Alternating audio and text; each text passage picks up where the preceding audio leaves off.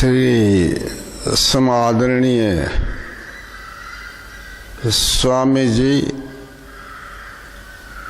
आचार्य आनंद प्रकाश जी और अन्य विद्वद्गण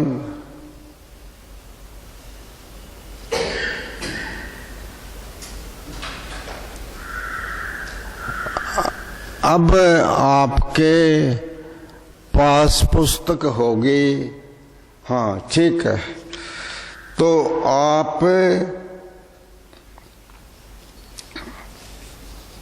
इस पुस्तक का पहला पाद और यहां से लीजिए 46वें सूत्र से चलिए। ठीक है, 46वां सूत्र निकालिए।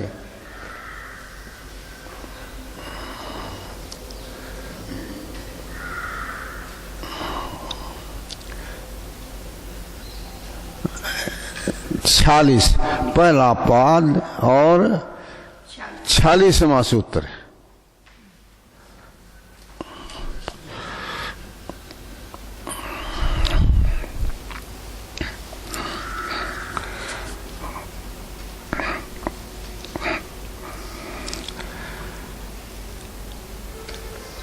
हाँ जी, निकाल लिया। ता एव सबीज समाधि ही,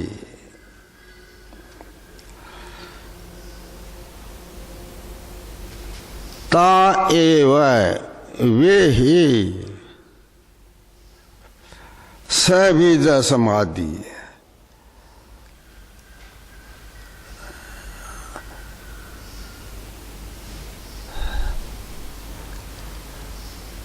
ता इससे पहले कही गई 4 समाधि, वो सबीज समाधि कहलाती है। ता एव सबीज समाधि।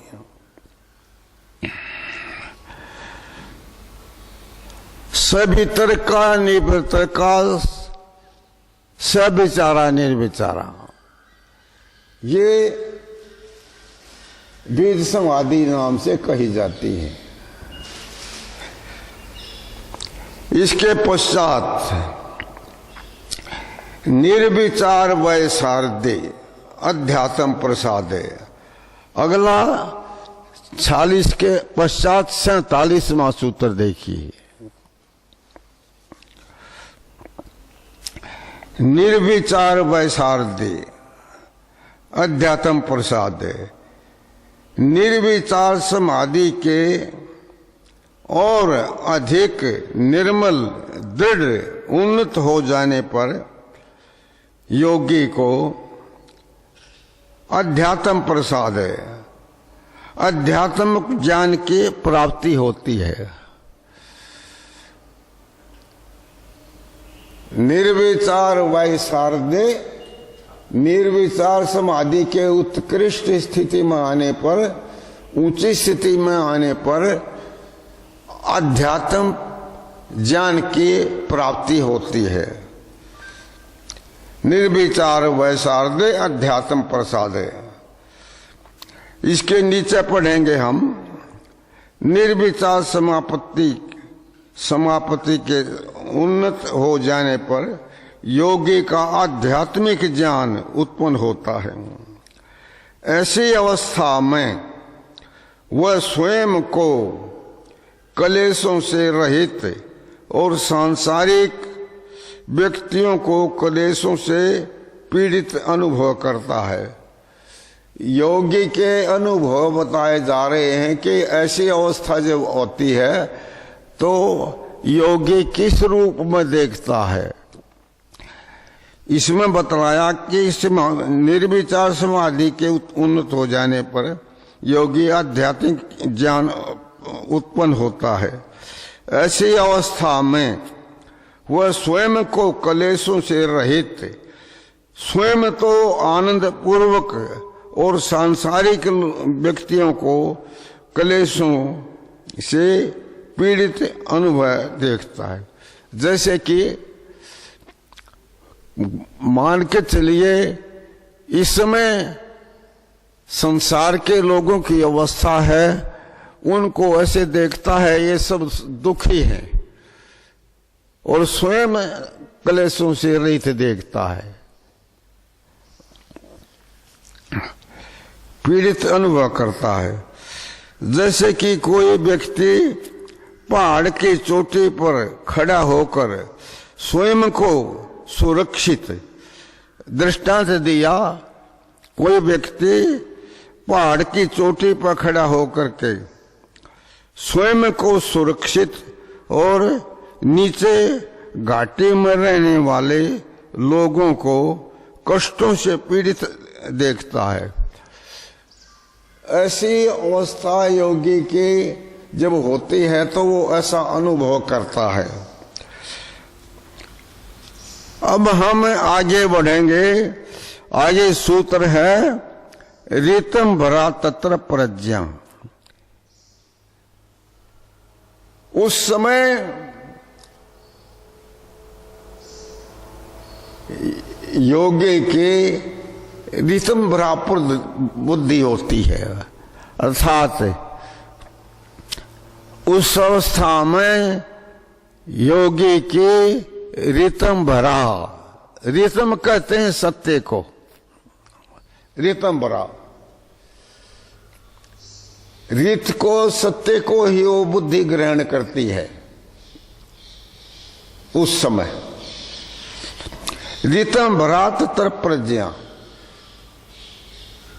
उस निर्वितरता की ऊंची अवस्था में योगी की रीतम भरा बुद्धि सत्य को धारण करती है। बुद्धि रीतम भरा तत्र अवस्था में प्रज्ञा बुद्धि होती है। निर्विचार समाधि के उन्नत होने पर योगी की रीतम भरा नामक बुद्धि उत्पन्न होती है। इस बुद्धि का नाम इसके कार्य के अनुसार ही होता है। इस बुद्धि का नाम रीतम भरा रखा इसलिए कि रीत सत्य को ही धारण करती है, बुद्धि सत्य को ही ग्रहण करती है, इसलिए इसका नाम इसके अनुसार रखा गया। रीतम भरा उत्पन्न होती है। इस बुद्धि का नाम इसके कार्य के अनुसार ही होता है, अर्थात रीतम उसको खोला कि सत्य को भरा धारण करने वाली ये बुद्धि होती है। अब आगे बतलाया कि इसकी अगली स्थिति क्या होती है। श्रुत अनुमान प्रज्ञाभ्याम अन्य विषया विशेषार्थत्वात्, के इस बुद्धि का ज्ञान, इस बुद्धि का अपना क्षेत्र श्रुत अनुमान प्रज्ञाभ्याम अन्य विषया, सुनने से जो बुद्धि उत्पन्न होती है, अनुमान से जो बुद्धि उत्पन्न होती है, ये बुद्धि उससे भिन्न दूसरे प्रकार की होती है। अंदर अंतर दिखाया, सुनने से बुद्धि उत्पन्न होती है और अनुमान से बुद्धि जो उत्पन्न होती है, इन दोनों प्रकार की बुद्धियों से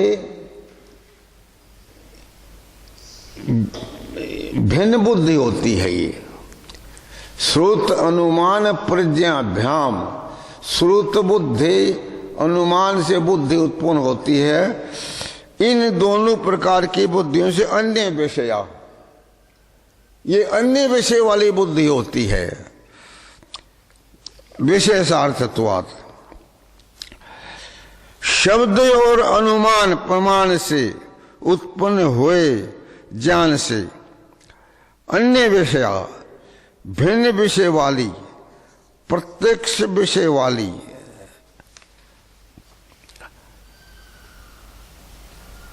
अब देखिए, एक व्यक्ति तो जिन बातों को हम सुनते सुनाते हैं उनको अनुभव के रूप में देखता है, एक व्यक्ति सुनने के रूप में देखता है, अनुभव उसका नहीं होता। तो इसलिए भिन्न विषय वाली, प्रत्येक विषय वाली होती है, वह बुद्धि होती है। विशेषार्थत्वात्, विशेष अर्थ वाली होने से वह वस्तु का विशेष स्वरूप दिखाने वाली होती है। अर्थात सुनने से जो बुद्धि उत्पन्न होती है, अनुमान से जो बुद्धि उत्पन्न होती है, और प्रत्यक्ष से जो अनुभव बुद्धि उत्पन्न होती है, उसमें अंतर है। श्रुत अनुमान प्रज्ञा भ्याम अन्य विशेषार्थत्वात्, शब्द और अनुमान प्रमाण से प्राप्त हुआ ज्ञान वस्तु का सामान्य बोध कराता है। सुनने से और अनुमान से व्यक्ति को सामान्य ज्ञान होता है, जबकि ऋतंभरा प्रज्ञा वस्तु का विशेष बोध कराती है। ऋतंभरा जो प्रज्ञा बुद्धि है वो विशेष बोध कराती है, जबकि ऋतंभरा प्रज्ञा वस्तु का विशेष बोध कराती है, क्योंकि यह वस्तु का विशेष प्रत्यक्ष कराने वाली होती है। वस्तु का विशेष ज्ञान कराना ही इस ऋतंभरा प्रज्ञा का मुख्य प्रयोजन है। अब ऋतंभरा बुद्धि के पश्चात अगले सूत्र को देखेंगे आप।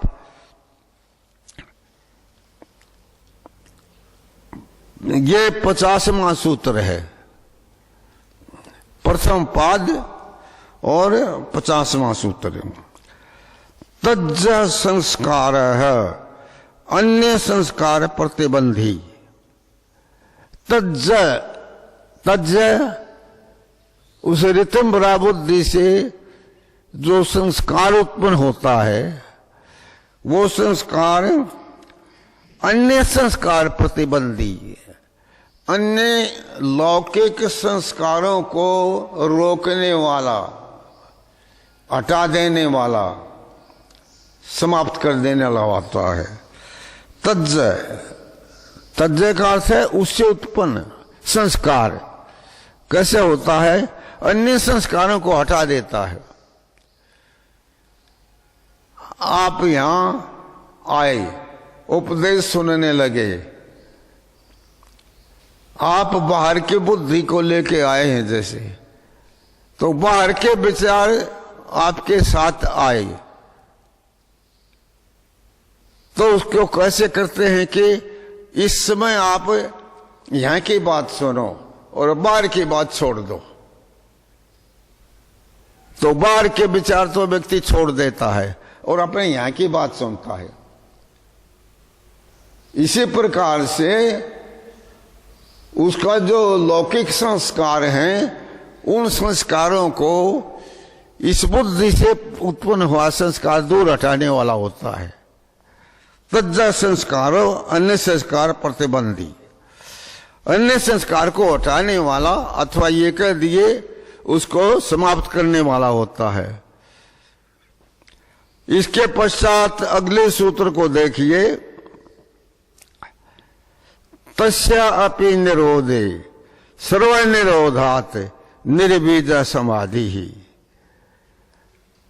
अब जो संस्कार आया था, जिसने कि लौकिक संस्कार हटा दिए थे और स्वयं उसके स्थान पर आया था, तस्या भी निरोधे, उस संस्कार के भी निरोध करने के पश्चात तस्या भी निरोधे स्वनिरोधात् निर्बीज समाधि, सभी संस्कारों को, सभी वृत्तियों को रोक देने के पश्चात निर्बीज समाधि अर्थात बीज से रहित समाधि उत्पन्न होती है। इसके नीचे पढ़ेंगे हम, तस्यापि उस ऋतम रावर्ज्या उत्पन्न संस्कारों के भी रोक दिए जाने पर सर्वनिरोधात सब प्रकार के चित्त की वृत्तियों का निरोध हो जाने पर निर्बीज समाधि आलंबन रहित असंप्रज्ञात समाधि उत्पन्न होती है।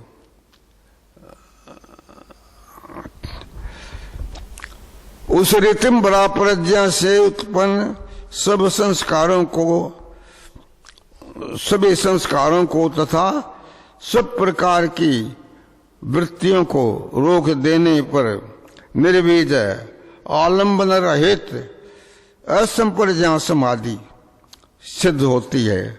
अर्थात इस समाधि में केवल ईश्वर के विषय होता है।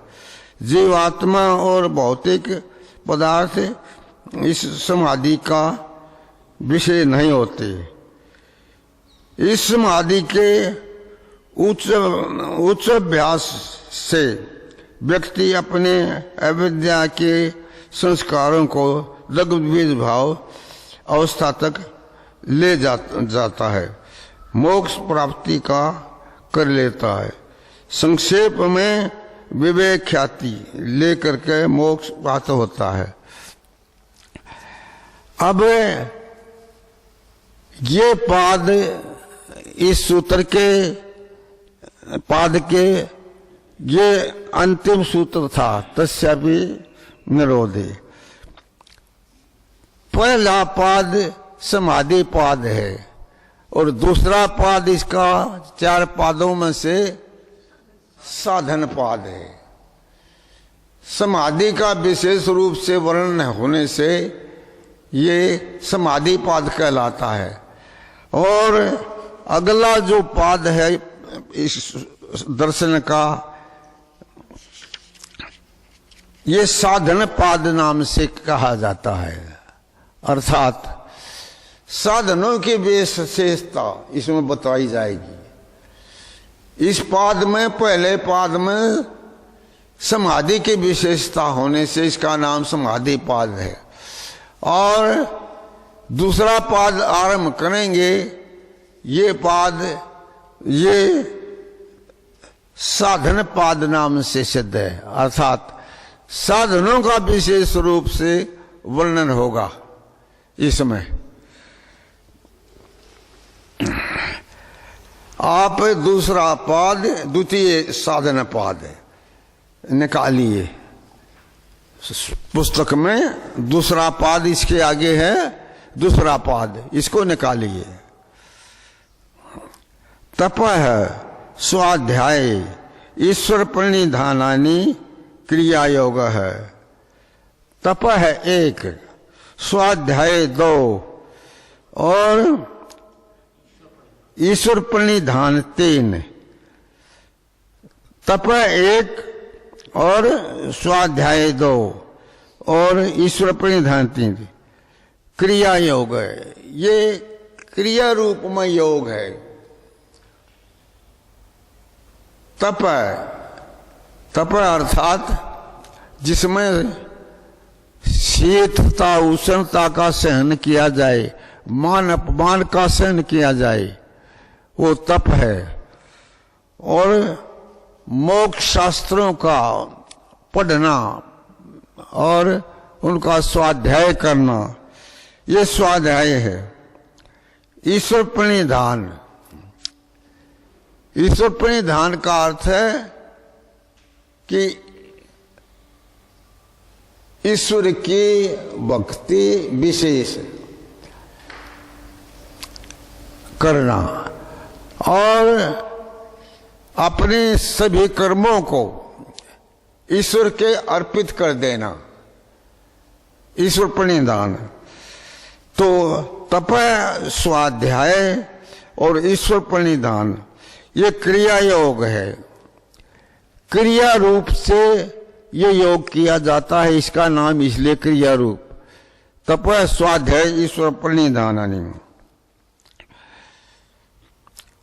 तप, स्वाध्याय, ईश्वर प्रणिधान आगे पढ़िए।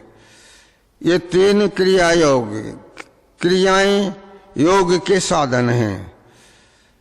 तप का अर्थ किया सर्दी, गर्मी, भूख, प्यास, हानि, लाभ, मान, अपमान, सुख, दुख आदि द्वंद्वों को सहन करना, ये तप का अर्थ किया है। सर्दी, गर्मी, भूख, प्यास, हानि, लाभ, मान, अपमान, सुख दुख आदि द्वंद्व को, इनको सहन करना तप है। ये मोटी भाषा है, इसमें आपको कोई कठिनाई नहीं पड़ती। साधनों का पाद ऐसा है कि सामान्य व्यक्ति उसको ठीक समझता चला जाएगा, परंतु समाधि पाद में गंभीर अधिक था, सूक्ष्म विषय समाधि पाद में। उसमें ऊंचे स्तर का व्यक्ति तो कुछ शीघ्र समझ लेता है, थोड़ी योग्यता वाला व्यक्ति कम समझता है। समाधि पाद इसलिए बहुत ऊंची अवस्था है समाधि की। कहना चाहिए विशेष साधन योग्यता रखने वाले व्यक्ति तो बुद्धि को पकड़ते हैं और सामान्य लोग थोड़ा समझते हैं, इसलिए इनका सहन करना तप है। स्वाध्याय का अर्थ नीचे देखिए, मोक्ष शास्त्रों का अध्ययन तथा ओम का जप करना। दो बात, मोक्ष शास्त्रों को पढ़ना, स्वाध्याय करना। मोक्ष शास्त्र का अर्थ है मुक्ति के विषय में जो वर्णन है, मुक्ति के विषय में जो बताया जाएगा, मुक्ति क्या है, उसके साधन क्या हैं, कि मोक्ष शास्त्रों का अध्ययन तथा ओम का जप करना। ओम का जप पहले आप पढ़ चुके होंगे, तज्जप तदर्थ भावना में, तो इसलिए ओम का जप करना स्वाध्याय है। मोक्ष शास्त्रों का अध्ययन तथा मोक्ष शास्त्र जप करना, ये दो इसम आगे। ईश्वर प्रणिधान, सर्वव्यापक, सर्वज्ञ ईश्वर मुझे देख रहा है, अर्थात ईश्वर बाहर अंदर विद्यमान है। ये भावना मन में बनाकर प्रत्येक कार्य को ईश्वर के सामने समर्पित रखना और उसका लौकिक फल न चाहना, उपयुक्त तीन क्रिया योग के साधन हैं ये। इसलिए इसमें स्वाध्याय और ईश्वर प्रणिधान, इन दोनों का वर्णन इसमें आ गया। अब इसके पश्चात अगले सूत्र को और देख लीजिए समय के अनुसार। समाधि भावनार्थ क्लेश करुणार्थ से, कि क्रिया योग जो है ये किस प्रयोजन के लिए पढ़ाया और बताया जाता है। समाधि की प्राप्ति, समाधि को उत्पन्न करने के लिए और क्लेशों को कमजोर निर्बल करने के लिए क्रिया योग। इसलिए समाधि की उत्पत्ति के लिए, प्राप्ति के लिए और क्लेशों को कमजोर बनाने के लिए। सीधा अर्थ है सूत्र का, यह कठिन नहीं है। समाधि भावना अर्थ है समाधि को उत्पन्न करने के लिए, कलेश तनु करणार्थश्च, और कलेशों को सूक्ष्म बनाने के लिए। आपको अनुभव हो रहा होगा कुछ तो। दूसरा पाद है, इसके अंदर साधकों के लिए, सामान्य लोगों के लिए अधिक सूत्रों का वर्णन इसमें है। इसमें कठिन प्रतीत नहीं होता इतना, जैसा पहले पाद में सूक्ष्म था वैसे इसमें वो सूक्ष्मता नहीं है। इसमें इसलिए समाधि भावना अर्थ है, समाधि को उत्पन्न करने के लिए इतना ही अर्थ हुआ, और कलेशों को कमजोर करने के लिए दो ही बात कही, दोनों बात स्पष्ट हैं, कोई कठिनाई नहीं पड़ती। क्रियात्मक योग जो बताया था वो क्यों किया गया कि समाधि को उत्पन्न करने के लिए और कलेशों को तनु करने के लिए। अब समय के अनुसार आपका प्रकरण ये पूरा होता है। आगे का कार्यक्रम हमारे आचार्य जी बतलाएंगे, जैसा वो आगे कहेंगे वो बताएंगे। 2 वर्ष पहले स्वामी जी का स्वास्थ्य देखा होगा, और आज आप देखते हैं कितना अंतर आ गया है। इस बात का प्रमाण है कि आयु जो है व्यक्ति के अपने हाथ में है। यदि व्यक्ति सतर्क और सावधान रहता है, दिनचर्या का अच्छा पालन करता है, औषधि आदि का सेवन करता है, शांत प्रसन्न संतुष्ट रहता है, स्वाध्याय करता है, सत्संग करता है, परोपकार करता है, पुरुषार्थी तपस्वी त्यागी विनम्र सरल होता है, लंबा जीवन प्राप्त कर लेता है। स्वामी जिसका उदाहरण है। हमारा सौभाग्य है, मैं तो परम सौभाग्य मानता हूं कि स्वामी जी का सानिध्य जिस दिन घर से